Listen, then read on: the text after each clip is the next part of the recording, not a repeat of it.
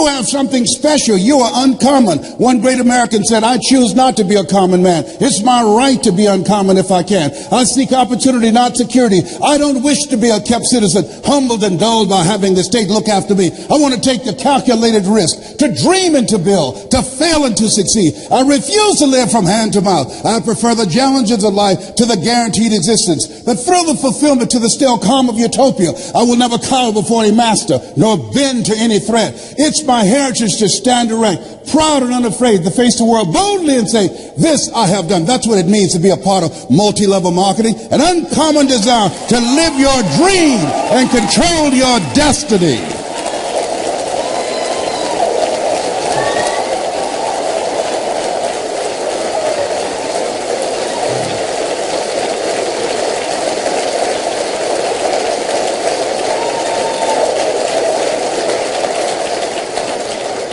There's something in you.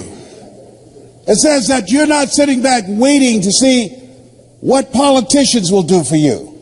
There's something in you that says, I'm not going to focus on the general economy. I want to focus on my personal economy. There's something in you that says the most dependable hand in the world is the one at the end of your risk. There's something in you that says always strive to get on top in life because it's the bottom that's overcrowded. You are different. You have greatness within you. Dr. Howard Thurman, come forth. Here's a man that after having 238 radiation seed implants, and my PSA continued to increase. In fact, last year this time it was over 1,500, and the little C cancer had eaten 40% of my T1 vertebrae. And I was reading his words that night after leaving Florida Hospital, and doctors had told me that cancer had reappeared, had metastasized in 8 areas of my body. And I began to laugh as the doctor spoke to me, and he was looking real serious. He said, why are you laughing? I said, I feel like Mother Teresa. He said, what do you mean? She said, Lord, I know you know how much I can bear. I wish you didn't have so much confidence in me. And now my PSA is 0.0. I'm debt-free, cancer-free. Yes, indeed. I stand before you because of God's grace and mercy. And trust me, it's better to be seen than to be viewed. But Dr. Thurman was called upon by Dr. Martin Luther King Sr. He said, Howard, I want you to mentor my boy, MLK. He was a member of an elite group of orators and mystics and philosophers in his day. He was an advisor to Mahatma Gandhi and to Abbott Schweitzer. He wrote, Deep is the hunger, the voice of the genuine, the centering moment. He wrote some words that I was reading around 3 o'clock in the morning that grabbed me. He said, the ideal situation for a man or woman to die is to have family members praying with them as they cross over. He said, but imagine being on your deathbed and standing around your bed, the ghost of the dreams, the ideas, the abilities, the talents given to you by life, but you, for whatever reason, you never pursued those dreams. You never used those talents. You never used those gifts. You never used those abilities. And there they are standing around your bed looking at you with large angry eyes saying, we came to you. And only you could have given us life. And now we must die with you forever. And the question is, if you died today, what dreams, what ideas, what books, what leadership, what voice, what story will die with you? Miles Monroe, great speaker out of the Bahamas, said the wealthiest place on the planet, it's not in the Far East where there's oil in the ground. It's not in South Africa where there are diamond mines. He said the wealthiest place on the planet is the cemetery. There you'll find potential never realized. There you'll find books never written. There you'll find abilities and skills and talents and gifts that the world never had exposure to. Maybe that's why Henry David Thoreau asked in a moment of anguish, what if you live your whole life only to discover that it was wrong? That it was wrong.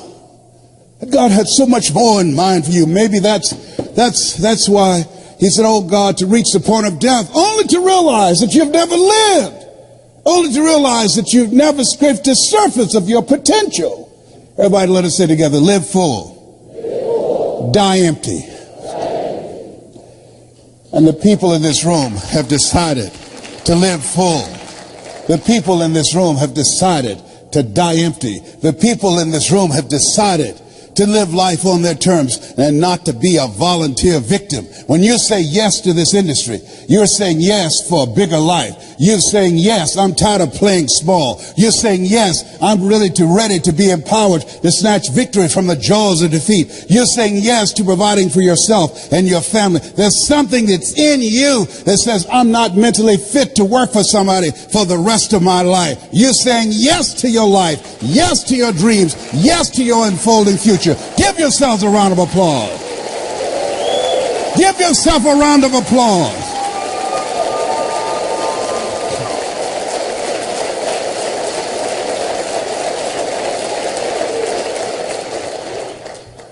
I didn't do this for years.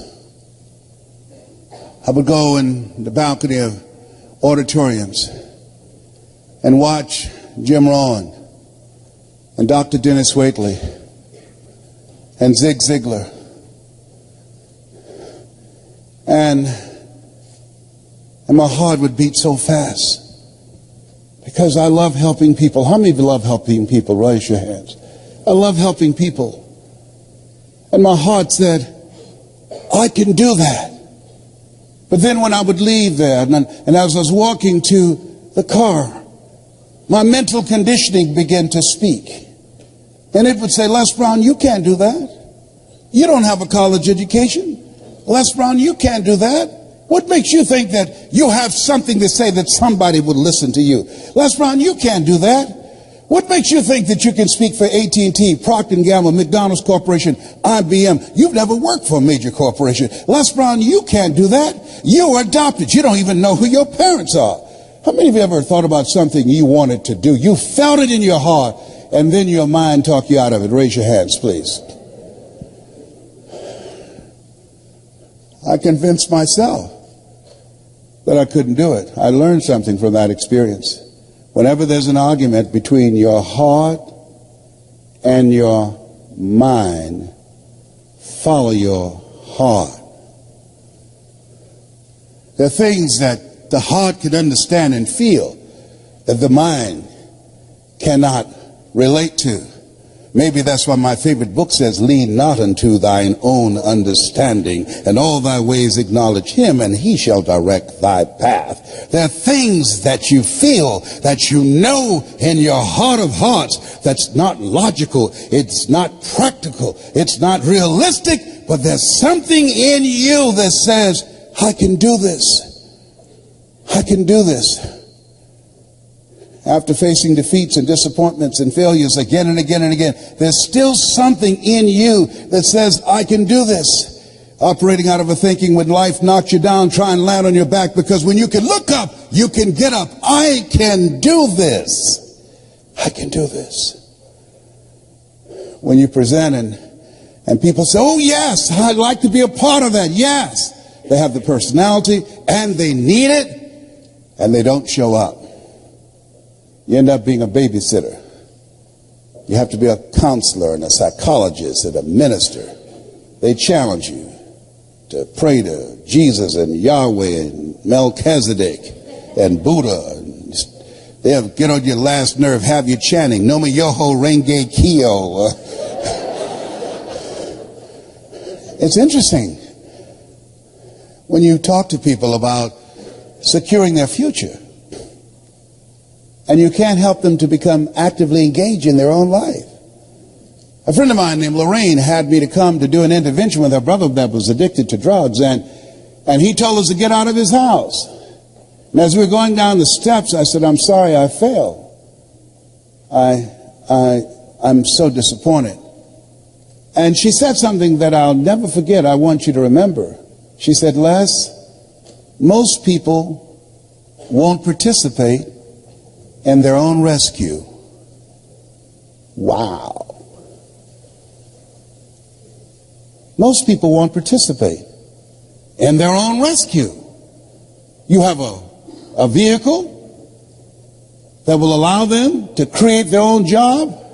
You have products that people need. You have training and coaching where they'll be in business for themselves, but not by themselves.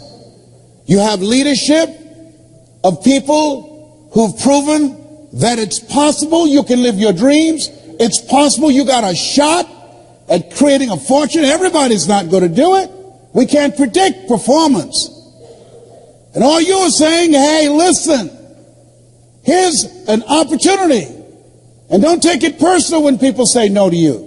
They're not saying no to you. They're saying no to themselves. They're saying no to living a bigger life. They're saying no to what's going on in their head because they're suffering from possibility blindness. They can't see themselves doing more. They don't want to do that extra work. So they're saving you some time. They know they're trifling and don't want to work. Don't try and convince them to say yes. A person convinced against their will is of the same opinion still. This is hard work. H-A-R-D and H-E-A-R-T. Hard work and heart work. You got to gut this out. You've got to make know your vitamin. You've got to fail your way to success. You've got to be unstoppable. You have to operate like Willie Jolly, who said a setback is a setup for a comeback. You've got to be relentless when you're building a business. You've got to be able to have courage after you face rejection and again and again and again. After somebody tell you they're going to show up and then they don't come, they don't return your calls. It takes courage. You go out and start talking to people. It takes courage when creditors are breathing down your neck and family members saying, oh, there he goes again with another pyramid scheme.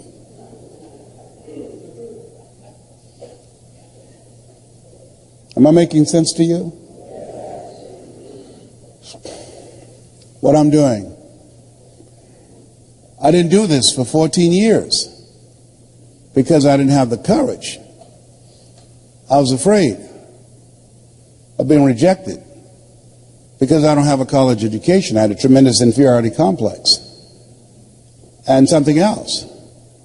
In order to make this business successful, to go from a 9 to 5 to 5 until you faint,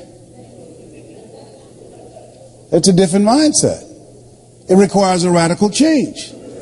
How many of you know that it's hard building a thriving residual income on a monthly basis? Raise your hands, please.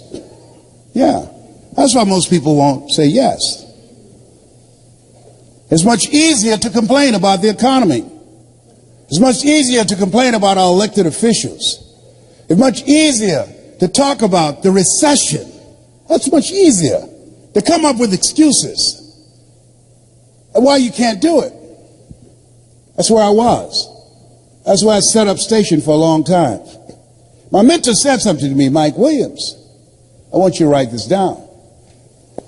He said, anybody can complain. He said, if you do what is easy, that's complaining. If you do what is easy, your life will be hard.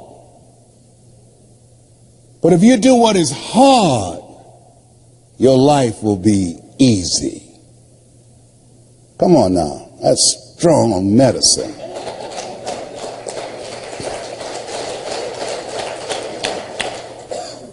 If you do what is easy, complain about your situation, your circumstances.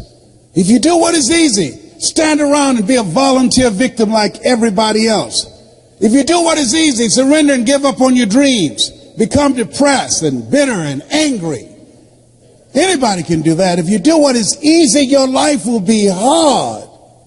But if you do what is hard, keep coming back again and again and again. If you do what is hard, approaching strangers, talking to people in shopping malls, get up dressed every day, going out prospecting, knowing some way, somehow, with a spirit of expectation, somebody's out here looking for an opportunity. You can go outside right now and see some pigeons, but you're out hunting for eagles, and they're not common. And if you do that over and over and over again, somebody's going to show up. Somebody's going to say, I'm the one.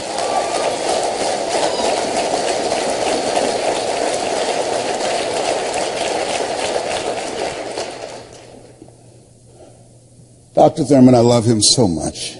What a great writer. He said, there's something in each and every one of you that waits and listens to the voice of the genuine in yourself. It will be perhaps the only guide you will ever have. And if you cannot hear it, all of your life, your days will be spent on the ends of strings that somebody else pulls. And I submit to you that you invested the time and money to go to the airport, to fly cross country. I suggest to you, some of you drove here.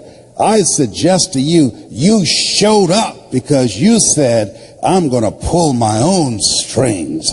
I'm going to control my own life. Nobody will ever pull my strings again. Give yourselves a round of applause.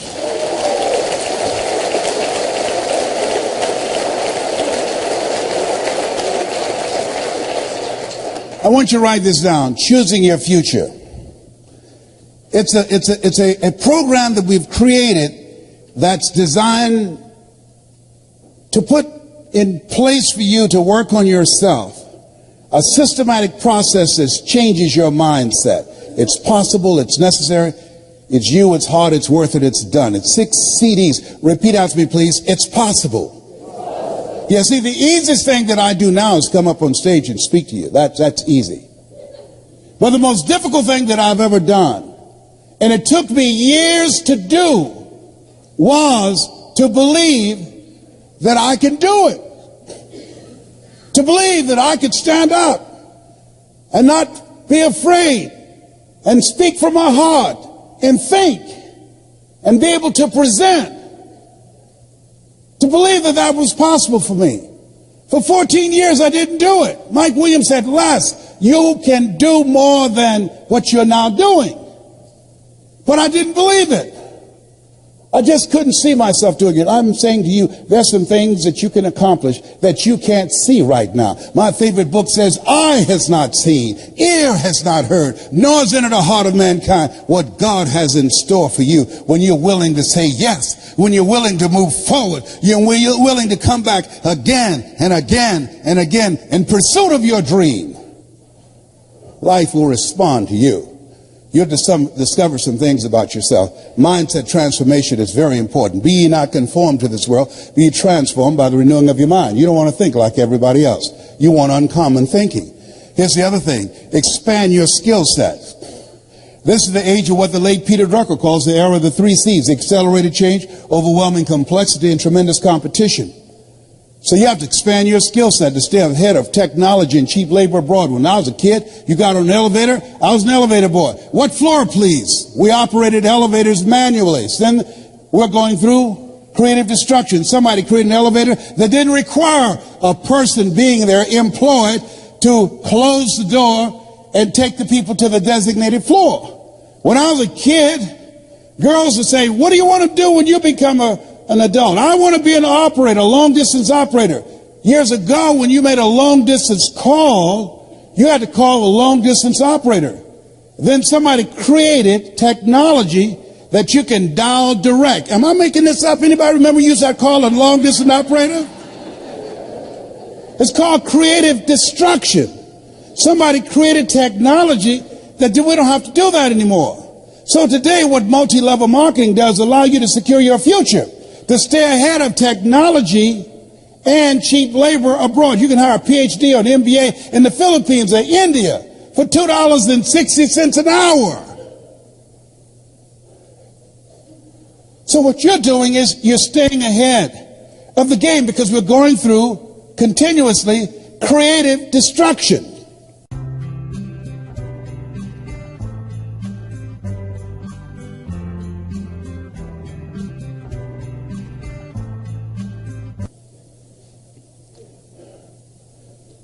I think about Mr. Washington. Young man, yes, sir. What do you want to do with your life? I want to buy my mother a home, sir. I want to take care of my mother. You do? Yes, sir. I want to make my mother proud. How can you say you want to make your mother proud and you were in the dean's office the other day for fighting? Sir, they call me DT, the dumb twin. So you're going to fight them? Yes, sir. Why, Brown? Why? Anger is a wind that blows out the lamp of the mind. How do I get even, sir? Tell me. They pick on me all the time because it takes me longer to learn things than others. I'm not like my sister at the University of Miami. I'm not like my brother. They always compare me to him. Mr. Brown, you want to get even? Yes, sir. He said, you have a good memory, young man. Yes, I do. Yes, I do, sir. Remember these words by Frank Sinatra. The best revenge is massive success.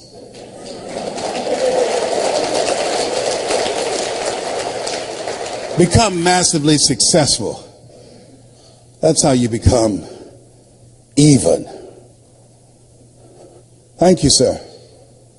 Mr. Brown? Yes, sir. Why did you sign those papers? What are you talking about? You're the first student in special education that was labeled educable mental retarded, put back from the 5th grade to the 4th grade. You failed in the 8th grade. I fought for you. I saw something in you. You've got greatness in you. I know you're not as fast as your brother. I know you're not like Margaret and your sister. But there's a hunger in you, sir. And I fought for you to get that, and I saw your name. I couldn't believe it. Well, you signed it to somebody else. Why did you do that? Several teachers met with me and said that you wouldn't be with me at Florida A&M University to help me.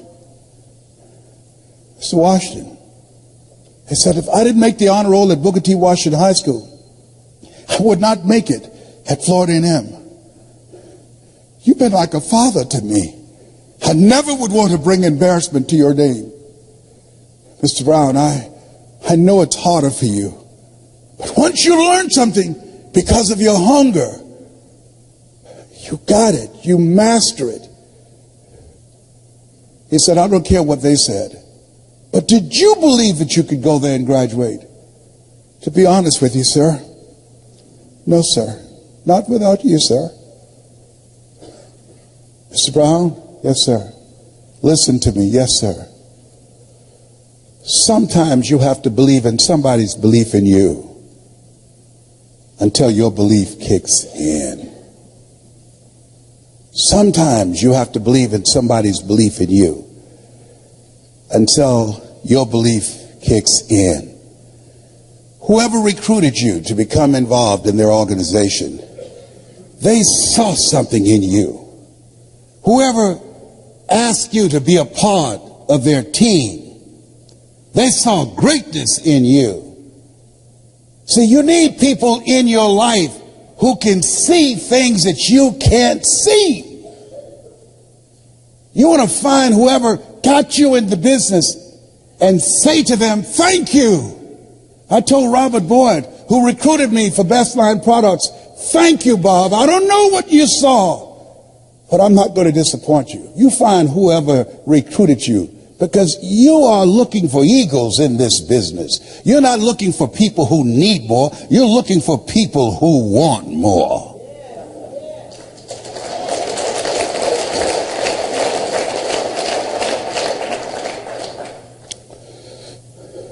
Let us say together, it's possible. Everybody together, it's possible. I can live my dreams. I will work on myself every day.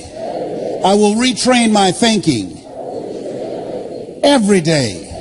I will listen to audio programs I would read 10 to 15 pages of something positive every day. I will turn off my television and turn on my life.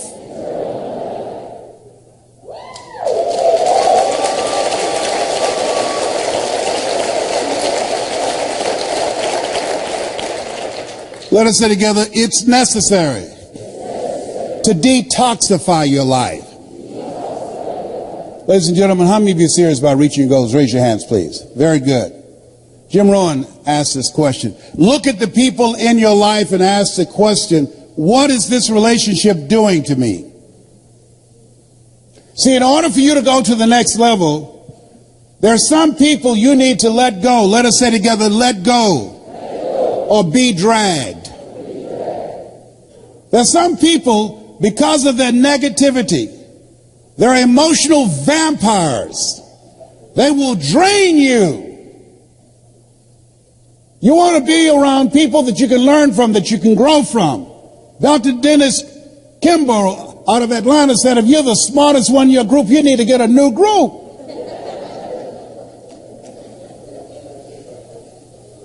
Les, can I change them? No. It's a full-time job changing yourself. There are some people that's comfortable being negative, comfortable being a volunteer victim. There are some people that's so negative they can walk into a dark room and begin to develop. Oh, behave. My medication wearing off now.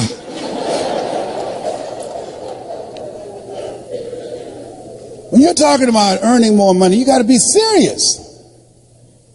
One sickness can wipe out a fortune. 95% of the people who filed bankruptcy last year did so because of medical expenses. People say money won't make you happy, but everybody want to find out for themselves. A friend of mine, Rita Davenport, said money ain't important, but it's right up there with oxygen. And let me tell you something, fellas, even if you're as homeless as I am, you got some money, women will find something cute on you. Oh, he's got earlobes like Tom Cruise. He's got a walk like Denzel Washington. I used to be so broke, I'd walk past a bank and trip the alarm. Creditors would call the house and my children would answer the phone and say, my daddy say he ain't home. And sometimes they would catch me on the phone. May I speak to Les Brown, please? Sorry, but he's not here. You sound like Les Brown. Don't you go there, big boy. Oh, my God. Red Fox said money can't buy you happiness, but it can make a big down payment. Oh. This thing called life. Here's something else. Write this down. You're going to fail your way to success. There are people who look promising. They're going to disappoint you, hurt your feelings. There are people who should be there to encourage you, to motivate you. They're going to be the number one members of the discouragement club. Before things get better for you, they're going to get real bad. When you have a dream, think it not strange that you'll face the fiery furnaces of this world. You will, not you might, you will have tribulations. How many of you know that's true? Raise your hands, please. Things will happen to you. And don't complain. Don't go around telling everybody. 80% don't care. 20% glad it's you. Suck it up. And keep on prospecting. And make it happen. Life is happening to everybody.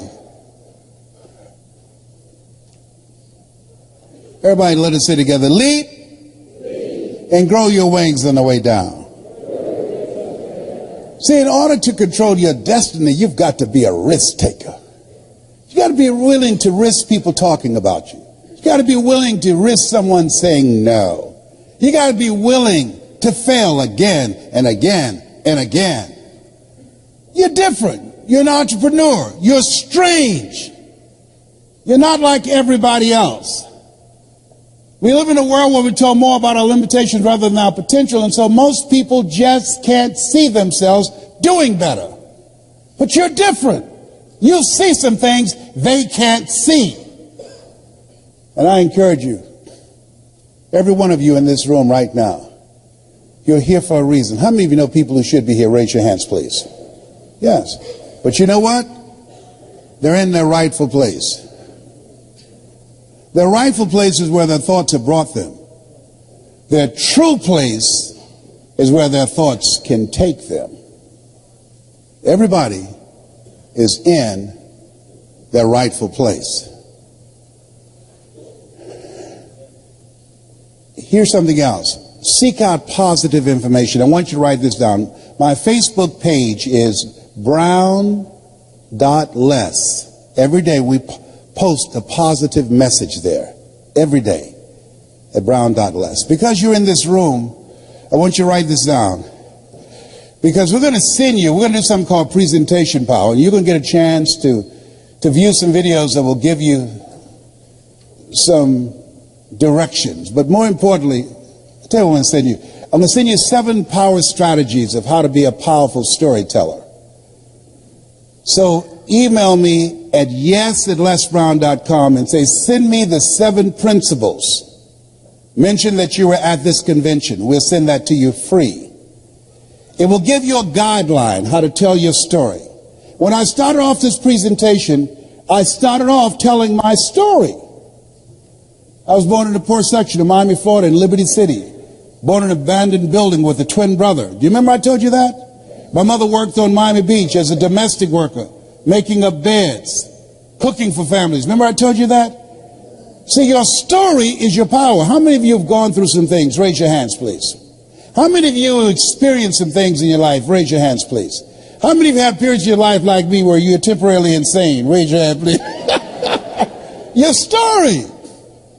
A presentation power will tell you how to tell your story.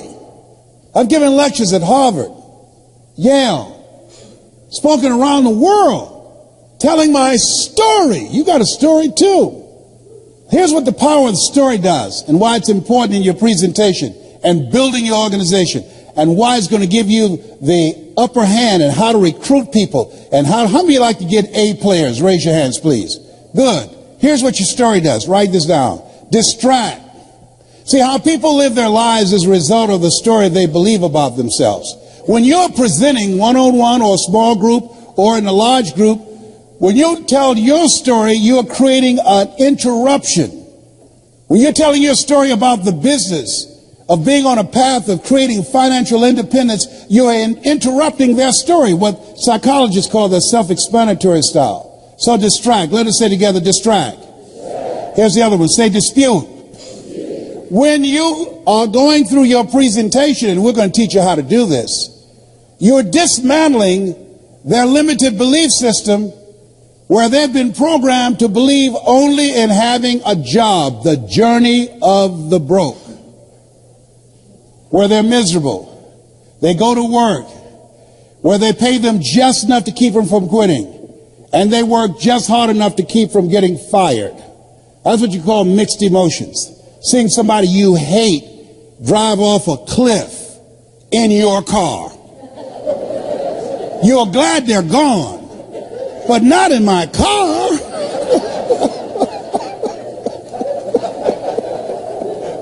Can you feel me up in here? Up in here? Huh? Can you feel me? People go to jobs that they hate. 87% of Americans, and guess what? And they pray they don't get fired. That's no way to live. That's why you're here. You just said, know what? No, I ain't going out like this. I'm telling you. And people think you're crazy, and you are. You got to be crazy today. You got to be out of your mind. My favorite book said, let that mind be in you. You got to have another mind in you that says, I got this. This is my life. I own this. I'm going to call the shots here. Nobody's going to tell me how much I'm worth, what time I can take a lunch break. I'm not going to anybody and ask for permission to take my family on vacation. No, I got this. I've got a vehicle that can take me to another place. That's why you said yes. Give yourselves a round of applause.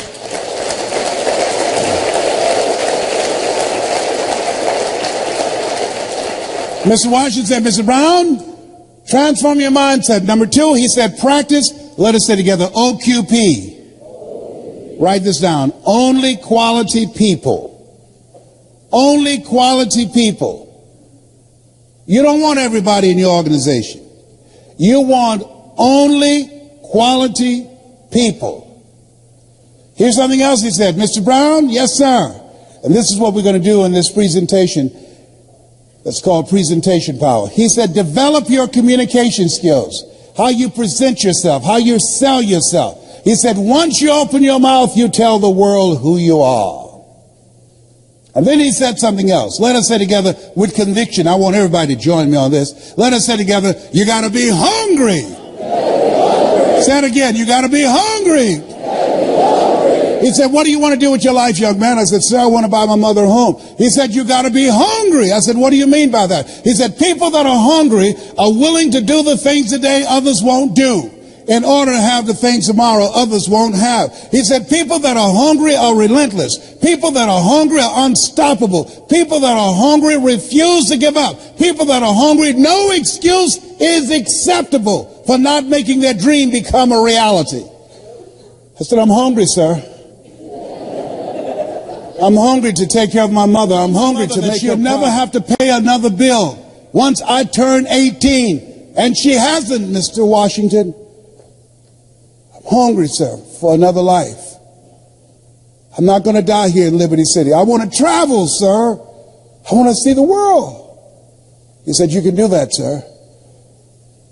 He said, practice OQP, only quality people.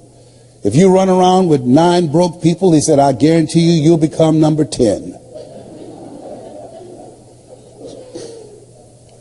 He said, work on your mindset. Listen to these audio programs I'm giving you every day. Glenn Turner, Dare to Be Great, every day. Dr. Norman Vincent Peale, Jim Rohn, every day. Zig Ziglar, program your mind, Mr. Brown.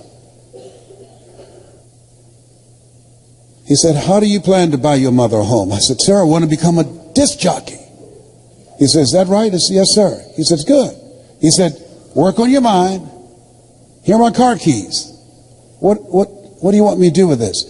At lunchtime, go in my car, turn on the radio, and listen to Paul Harvey. Why?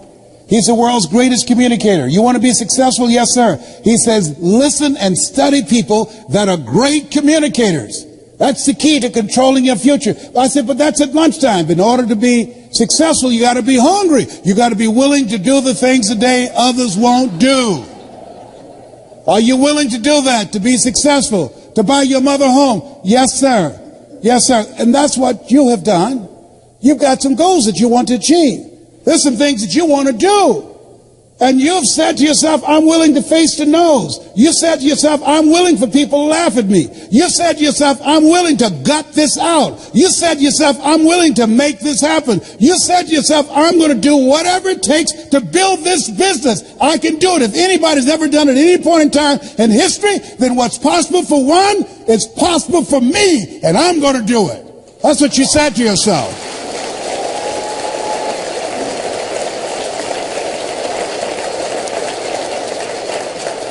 He said, listen to Paul Harvey every day. So you want to be a disc jockey? Yes, sir. He said, I want you to create your format. What will your personality be? What style are you going to have? I said, wait a minute, sir. I want to be a disc jockey, but I don't have a job yet. And then he said something. He said, it's better to be prepared for an opportunity and not have one than to have an opportunity and not be prepared. He said, you got to expect to become successful. Let us say together, I expect to win. I expect to increase my recruitment. I expect to be a great presenter. I expect to become a millionaire. It's my time. It's possible. It's necessary. It's me. It's hard. It's worth it. Nietzsche said, if you know the why for living, you can endure almost anyhow. Your homework assignment is write down 5 reasons that will make it worth it for you.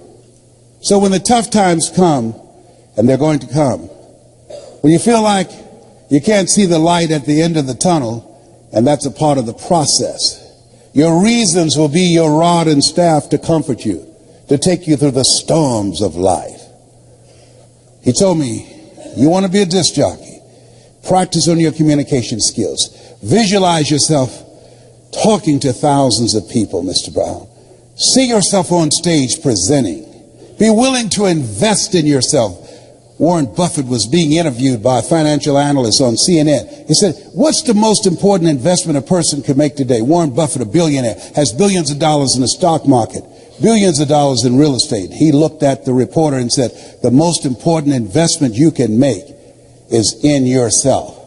The reason you're here, the reason you invested your money, your time and energy and transportation and the room and all the costs in a so-called tough economy, because you have the mindset of a billionaire. You know, investing in yourself, you are your most treasured asset. Give yourselves a round of applause. Come on, bring your energy level up.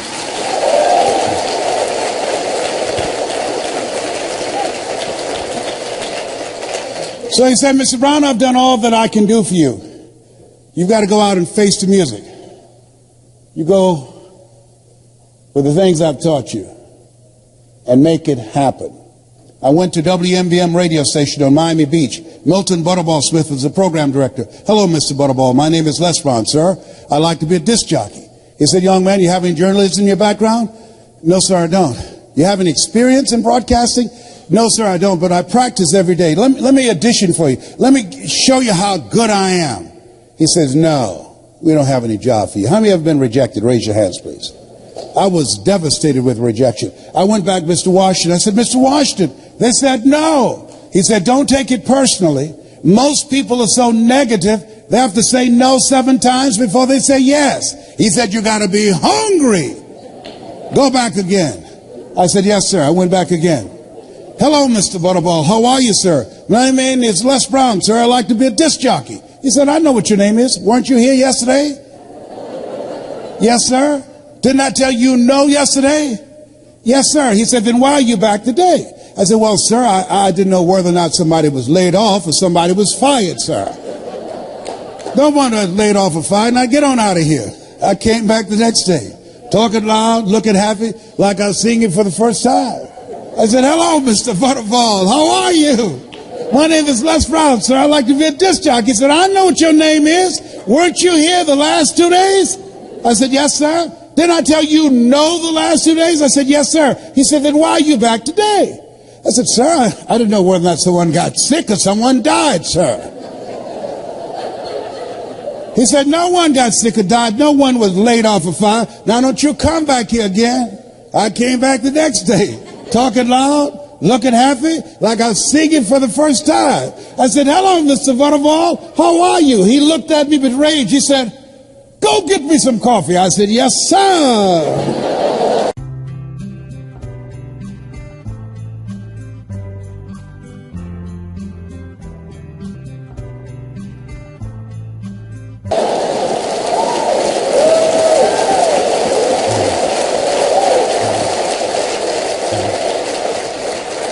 My favorite book said, the greatest among you will be your servant. So I became the errand boy for the disc jockeys.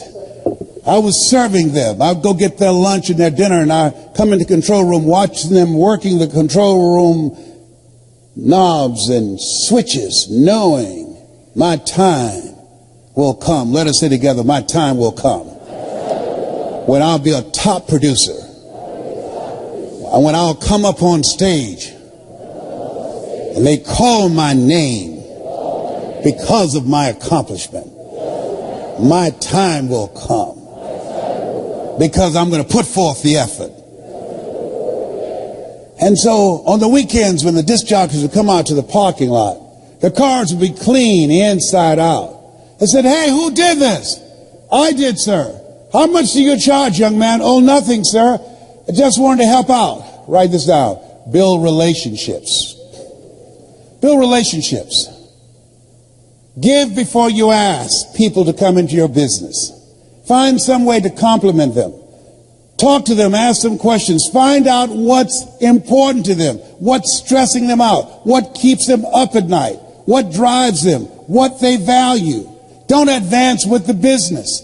People do business with people they know, like, and trust. That's why you want to tell the story and ask key questions. You want to be strategic and experiential. Write this down. You have an energy signature. People are feeling you out. They're listening to you. They're watching you. And so, it said, look, here are my car keys, young man. Donna Ross and the Supremes are coming in town, the Four Tops and the Temptations. I want you to pick them up at the airport and take them to the Fontainebleau Hotel on Miami Beach. It is my pleasure to serve you, sir. I would drive these entertainers all over Miami Beach in the disc jockeys' big long Cadillacs. I didn't have any driver's license, but I'll drive it like I had some.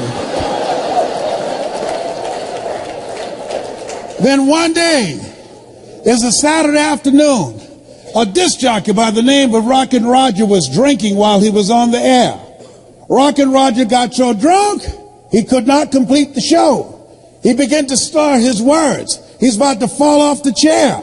It's a Saturday afternoon, and I was the only one there, looking at him through the control room window, walking back and forth, young, ready, and hungry.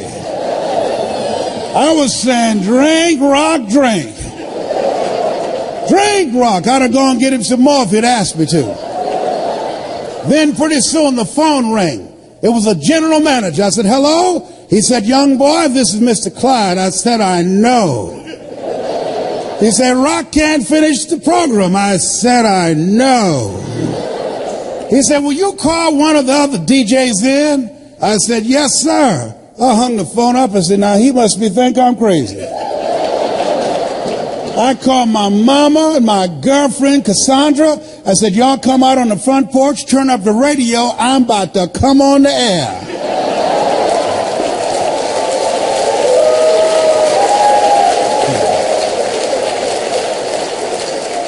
I waited for about 20 minutes and I called him back. I said, Mr. Klein, I can't find nobody. He said, young boy, you know how to work the controls? I said, yes, sir. He said, go in there and segue the records, but don't you say nothing here. I said, yes, sir.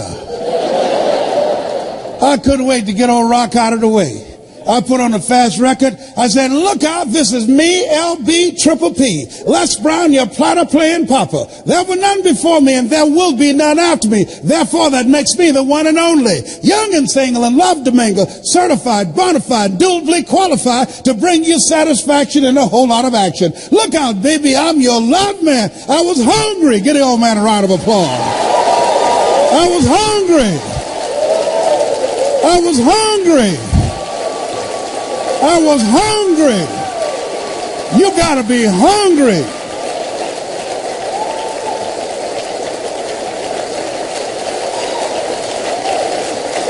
Shake someone's hand on your right and left and say, you gotta be hungry. Do that right now. Shake somebody else's hand. Say, you gotta be hungry.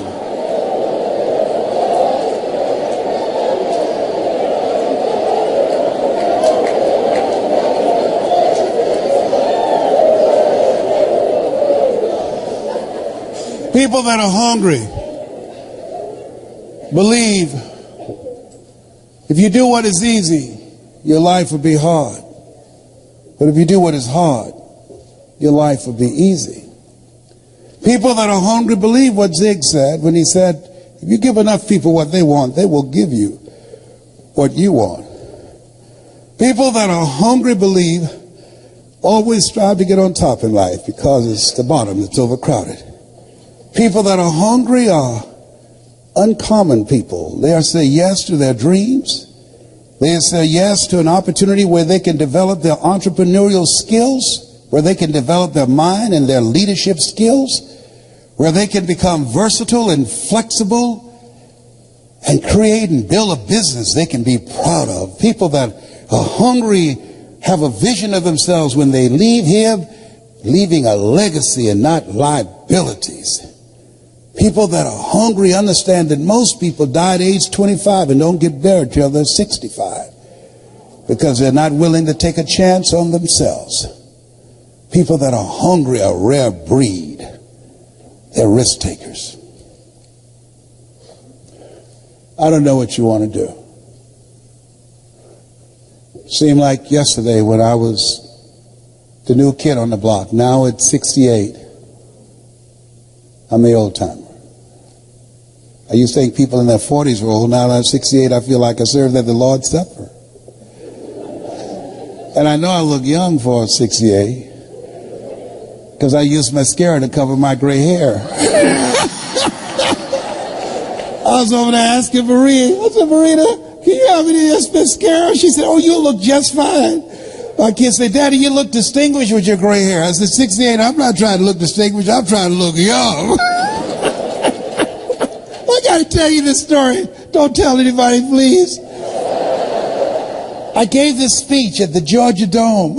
And after I finished, it's called It's Not Over Till I Win. And after I finished, somebody came backstage and said, Mr. Brown, I know you're tired, and our speaker canceled. Do you have enough energy to do another program? I said, no, I'm tired. Said, we can pay your full fee of $25,000. I said, the Lord is able.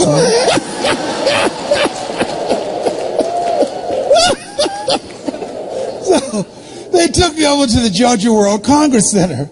And it was an intimate setting. People were very close to the stage. So I looked in the room, and then I went to the restroom and got my little Mademoiselle mascara out to cover my gray, Eva Bush stash and everything. So I came in the room. The lady wanted everybody to know that she knew me. So she said, there he is, Les Brown. I came up on the stage. She holds her cheek out for me to kiss it. I kissed her on the cheek and left this big black smudge on her face.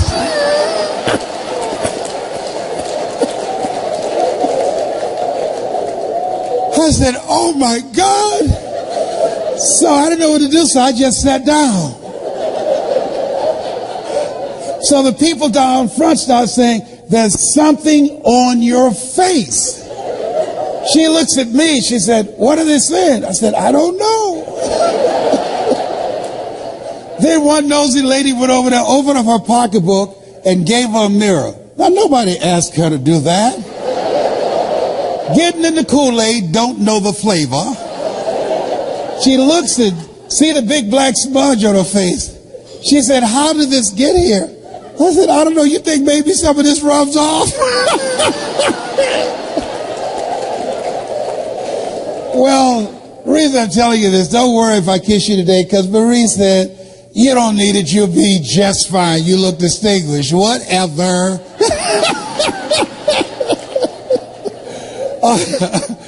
How many of you like to learn how to improve your presentation skills? Raise your hand. We're going to do a webinar that will walk you through a process and teach you how to tell your story. So you can speak in your community on a volunteer basis and be able to make a difference. How many of you like to make a difference with your story? Raise your hands. Very good. We will show you how to do this. I've been doing this now for 40 years. I love and admire Eric Worre for who he is, me as a friend, but the passion that he has in giving you the tools that you need, not just the mindset, but the skill set of what it takes to build a strong multi-level marketing business. I can tell you, based upon my experience, and he's not paying me to be here. He's got a blue light special going on up in here. This is my friend that I love him. There are a few people who can call me, and I'll get on a flight and only had 4 hours of sleep to come in and speak. I was very subdued and conservative today, but I love and admire him.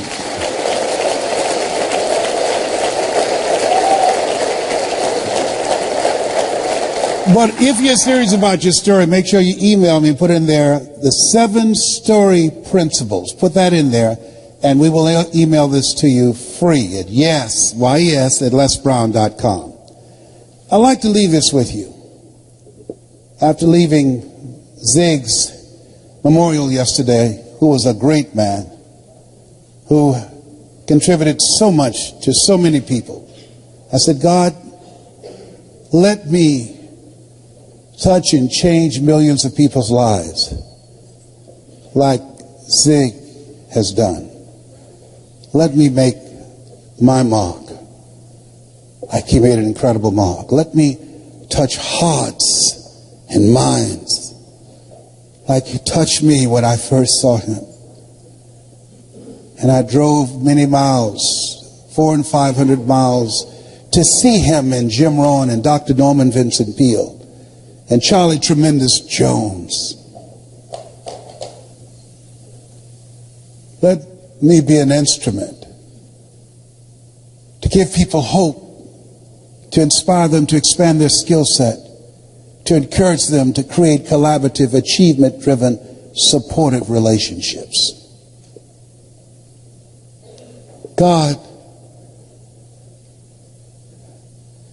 let me live a life that counts, that means something to people.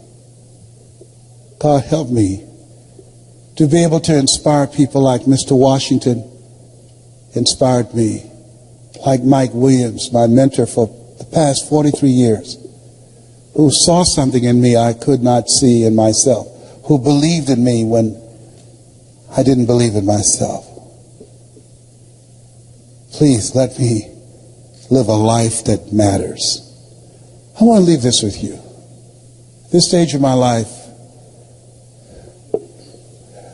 my goal is to train 100,000 speakers who will have one message: hope, skill set, and collaborative relationships that will change how people think, how they feel, and how they act. 100,000 people outside of religion and outside of politics, both of which I believe polarize and divide people. 100,000 ordinary people who want to live an extraordinary life.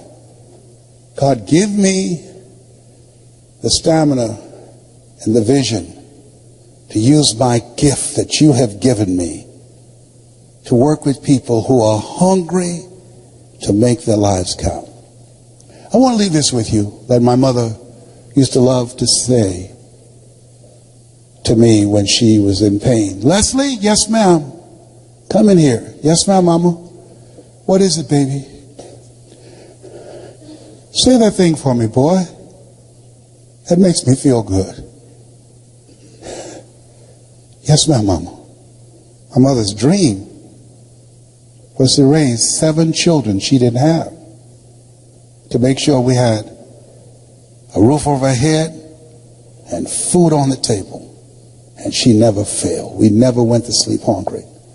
She's a hard worker and she had faith. I remember the first home I bought her in. This home she saw. I said, Mama, how you like this? She said, if I lived in something like that, I would feel like Mrs. Rockefeller. She didn't know I had planned to get that home for her. I purchased the home and I said, Mama, I think I know the people who live there. You do? I said, yes, ma'am. I said, I'm going to stop in and say hello. And I drove there and I opened the door. And she got out, and Mama at that time, around 76, she held my arm and we were walking toward the house. She looked at how beautiful this house was. She said, Leslie, you sure you know these people? Yes, ma'am, Mama, I do. And we got to the door. And I couldn't hold it anymore. I reached in my pocket, I took the key out, and I put it in the door. I said, Mrs. Rockefeller, this is your home.